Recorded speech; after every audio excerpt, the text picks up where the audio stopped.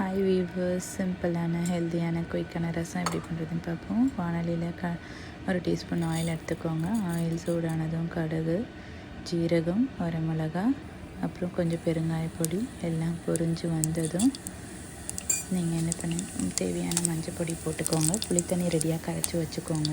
நான் தக்காளி, பூண்டு, அப்புறம் கறிவேப்பிலையெல்லாம் ஃப்ரூட் இதில் போட்டு வச்சுருக்கேன். எனக்கு ஈஸியாக இருக்கும் வதங்கிறதுக்கு. உப்பு போட்டு தேவையான அளவு உப்பு போட்டு நல்லா வதக்கி விடுங்க.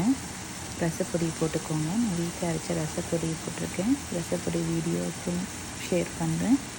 எந்த ரசப்பொடி வேணாலும் யூஸ் பண்ணலாம். நான் ஒரு 2 டீஸ்பூன் ரசப்பொடி போட்டிருக்கேன். நல்லா வதக்கி விட்டுக்கோங்க. இப்போ கரைச்சி வச்ச புளித்தண்ணியும் கொத்தமல்லியும் சேர்த்துக்கோங்க.